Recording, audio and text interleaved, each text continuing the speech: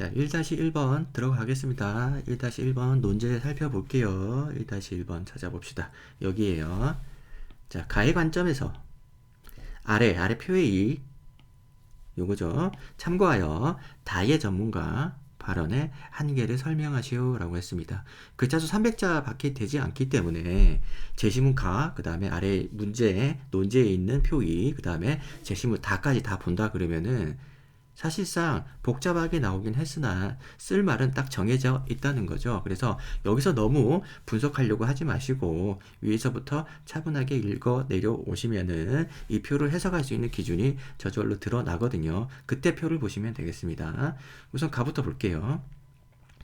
자, 가를 보시면은 코로나19로 인해 경기가 침체되고 부동산 가격이 폭등하면서 한국 사회에서는 계층 간 자산과 소득의 격차가 크게 벌어지고 있다라고 하고 있습니다.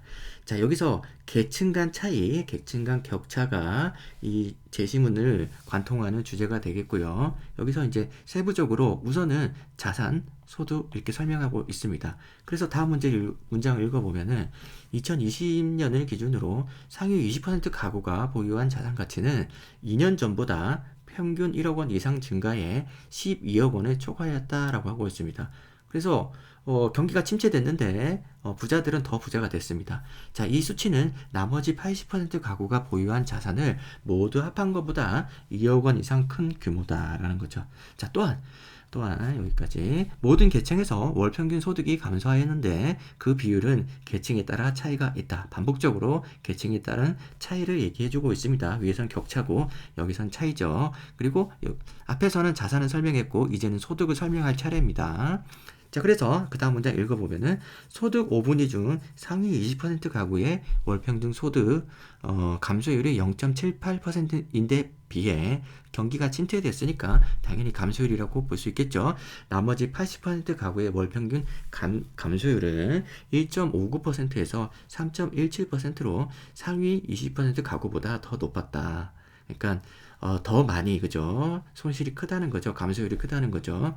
결과적으로 2019년 4.77이었던 소득 5분위 배율은 1년 만에 4.89에서 0.12 상승하였다라고 나옵니다. 자, 그래서 5분위 배율을 우리가 여기 뒷부분, 여기 주석에서 차분히 이해해 보시면 되겠지만 미리 알고 있어도 상관없고 내용을 모른다 하더라도 4.77에서 4.89로 상승한 게 나쁜 거겠죠. 그죠? 그래서 5분위 배율 이렇게 요런 계산식이 중요한 게 아니라 악화되고 있는 그런 모습을 설명하는 수치로 볼 수 있겠다라고 이해하시면 되겠습니다. 그래서 첫 번째 문단에서는 계층 간 격차 차이를 설명하는데 첫 번째는 자산, 두 번째는 소득을 설명하고 있습니다. 그 다음에 두 번째 문단을 보시면은 자, 한편 코로나19로 인한 충격이 컸던 2020년에는 소비 부문에도 계층 간 격차가 발생하였다. 자, 세 번째 소비가 나오죠. 세 번째입니다.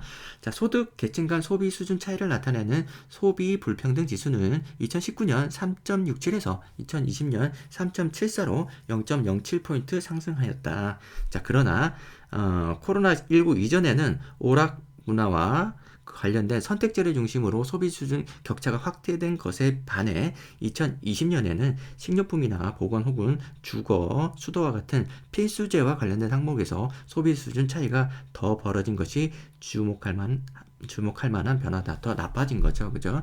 선택제, 뭐 예를 들면 뭐 사치제라든지 아니면 기호 관련된 소비가 서로 부자와 가난한 사람들 간에 차이가 컸다 그러면 그건 사실 뭐 살아가는 데 있어서 큰 어떤 의미가 있는 것은 아닌데 필수제는 그죠? 생존과 관련된 그런 상품들 아닙니까? 그죠? 그래서 이 부분이 격차가 커진다 그러면은 힘든 사람은 더더욱 힘들어지는 굉장히 안 좋은 상황으로 나아가고 있는 모습입니다. 그래서 코로나19 이후에 경제가 안 좋았는데 경제가 침체됐는데 그 경제 안 좋은 게 다 같이 침체가 되긴 됐으나 자산 부분에서는 오히려 부자들은 더 부자가 되고 소득 부분에서는 다 같이 안 좋아졌지만은 부자들은 타격을 덜 받은 거죠.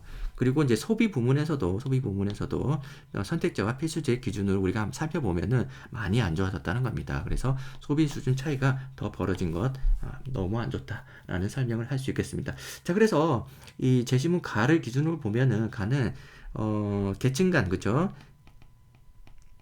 계층 간 격차인데 이 격차를 세 가지로 설명을 하고 있고 자산, 소득, 그 다음에 소비 이렇게 하고 있는데 자산을 설명할 때는 그냥 뭐 자산이죠. 재산 수준이겠죠. 소득을 설명할 때는 월평균 소득으로 수치로 설명을 하고 있고 감소율이죠. 그죠? 월평균 뭐 이렇게 그 다음에 소비는 어때요? 선택제와 그 다음에 필수제 요거 들고 와서 비교를 해주고 있습니다. 자, 이런 식으로 설명을 하고 있어요. 결국에는 격차가 많이 심해졌다. 계층 간 격차가 심해졌다라는 것을 설명하고 있습니다.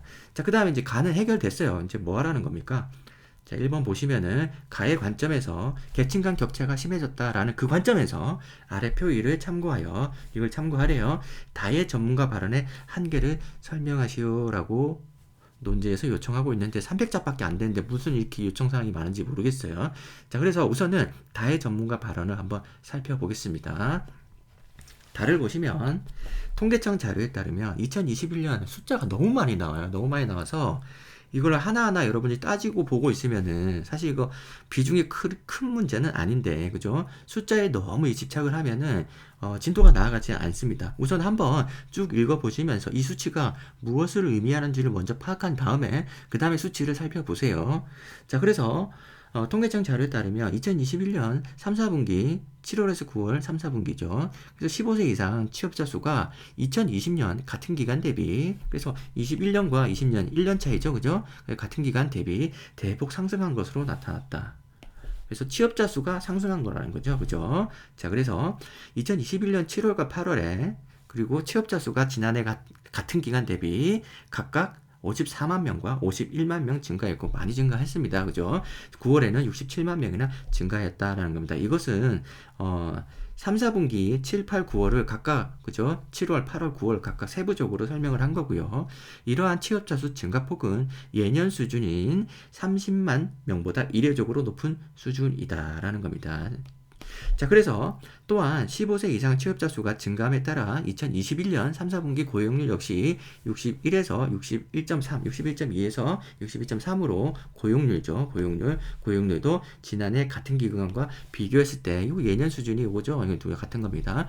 1% 정도 상승하였다. 당연히 취업자 수가 증가했으니까 고용률도 증가했을 텐데 물론 이제 세부적으로 계산에 들어가면은 완전히 똑같은 건 아닙니다만은 당연히 취업자 수 증가하면 고용률도 높아질 가능성이 높죠. 자, 그 얘기를 하고 있는 거고 여기에 따라서 이제 한 전문가가 이 전문가 여기 나오죠. 2020년 3, 4분기와 비교하여 2021년 3, 4분기에 15세 이상 인구의 고용 상황이 전반적으로 대폭 개선되었다라는 부분. 전반적으로 대폭 개선되었다.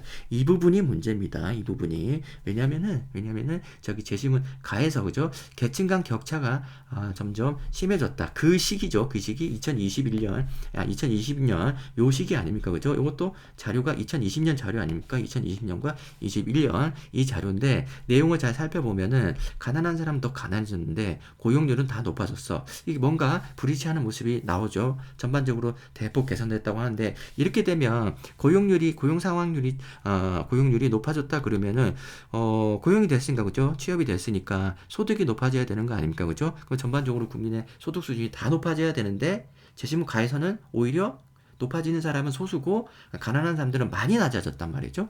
그 부분은 설명이 안 돼요. 모순이라는 거죠. 모순입니다. 제시문가와 그 내용을 우리가 이해를 해봐줘야 되는데 이 표를 한번 보시면 2020년, 2021년 이걸 비교를 하고 있고 2019년까지 같이 나오고 있는데 우선은 여기 제시문 다 해서 설명하는 게 21년과 20년 아닙니까? 그죠? 그래서 21년과 20년 이 두 가지를 먼저 살펴보시면은 3, 4분기죠. 7, 8, 9, 3, 4분기, 7, 8, 9, 3, 4분기입니다. 그래서 고용률이 이렇게 월 7, 8, 9월 60.543 이렇게 나오고 여기서는 61이 나오죠. 여기서는 61이 나오니까 고용률 1% 정도 상승한 걸로 보여지죠. 여기 1% 그죠?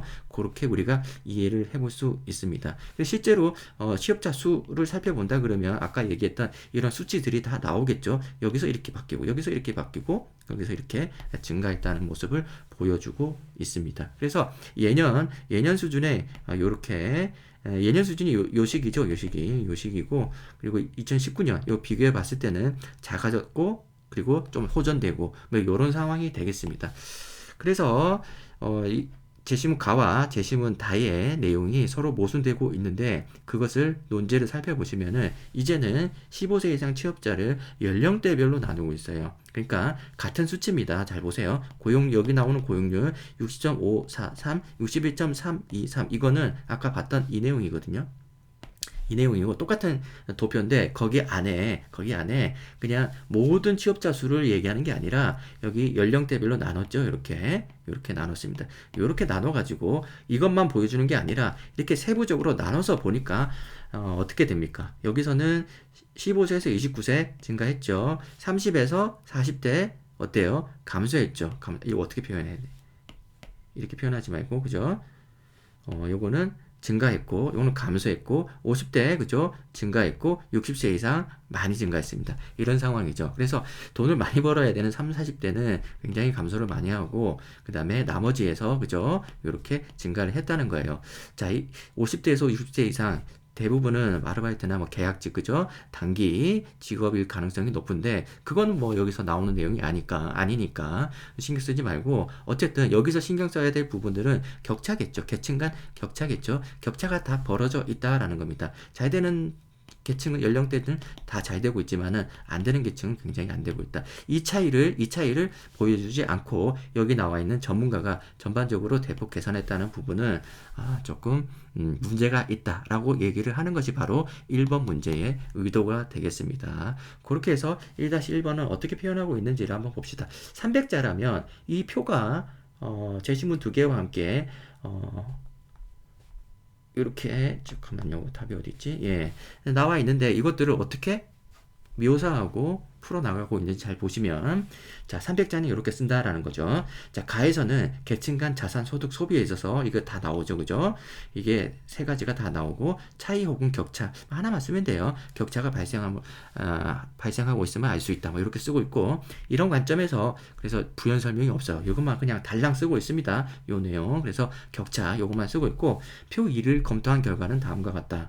맥락 없이 그냥 바로 들어가 버리죠. 그래서 표 1을 검토한 결과는 우선 2021년 3, 4분기에 29세까지 취업자 수는 전년 동기 대비 이렇게 증가했고 50대와 60세 이상 취업자 수는 이렇게 증가했다. 반면에 30대와 40대 취업자 수는 오히려 감소했다. 이 부분이 중요한 거죠. 그래서 이처럼 연령대에 따른 취업자 수 증가의 차이가 존재한다. 그럼에도 이러한 연령 간 차이를 무시했다는 점에서 다의 전문가의 발언에는 한계가 있다. 이렇게 쓰고 있습니다. 그래서 내용은 맞죠? 내용은 이렇게 쓰는 게 맞겠습니다만은 매우 좀 아쉬운 문제입니다. 자, 어떤 부분이 문제가 되느냐? 첫 번째로 내용을 떠나가지고 형식적으로 봤을 때 이러한 연령대 간 차이를 무시했다는 점에서 다 전문가 발언에는 한계가 있다. 이 부분을 앞으로 빼서 쓰는 게 더 좋을 것 같아요. 아예 빼서 쓰고 그 다음에 분리해가지고 자, 이거를 좀 구분하기가 그러네. 자, 여기서부터 잠깐만요.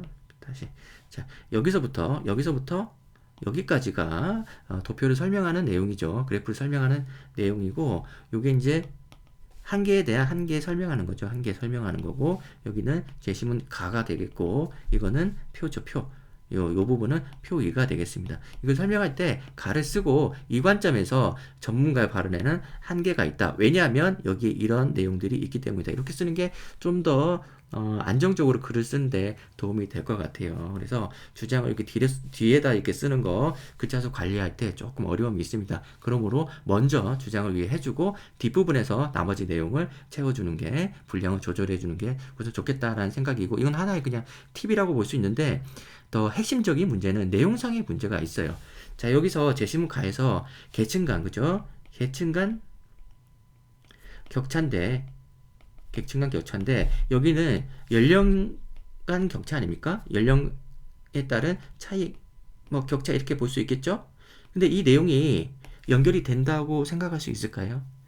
그래서 부자와 가난한 사람들 간의 어떤 그 부의 격차 그죠? 그걸 얘기하고 있는 내용과 그 다음에 여기서 연령 간 차이와 격차를 설명하는 부분과 논리적 연결고리가 굉장히 희미해요. 그래서 같은 연령이라 그래도 부자가 있을 수 있고 가난한 사람이 있을 수도 있는데 이렇게 단순히 나이로 이렇게 구분해 가지고 격차가 있다. 자, 위에서도 제시문가에서도 격차가 있다고 했잖아. 여기서도 연령별로 격차가 있어 해서 단순히 격차라는 단어 하나에만 우리가 집중해 가지고 제시문가의 격차에 우리가 몰입해서 그죠? 거기 메모돼 가지고 이 표 2를 격차로 우리가 읽어 준다는 거. 격차로 차이로 해석해 준다는 것은 조금 좀 무리한 해석이 아닌가. 출제 의도가 너무 무리했다고 생각이 들어요. 논리적으로 맞지 않죠. 그래서 계층 간 격차, 그죠? 위에서 부의 계층 간 격차를 밑에서 연령대별 격차로 우리가 해석을 해주는 관점으로 취한다는 거 너무 어색하고 문제가 좀 뭐라고 해야 될까요?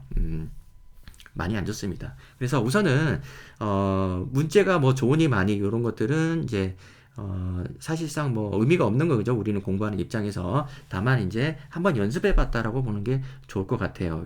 여기서는 특별하게 많이 본받을 내용들은 없습니다. 왜냐 그러면 표 2를 설명할 때 이렇게 구구절절 이렇게 수치를 이렇게 다 설명하는 이 부분도 별로 탐탁지 않고요. 탐탁지 않고 그리고 이제 여기 내용적으로도 이 격차 이거 하나만 단어 들고 와가지고 이걸 격차로 설명해 준 이 부분도 매우 마음에 들지 않고 그렇습니다.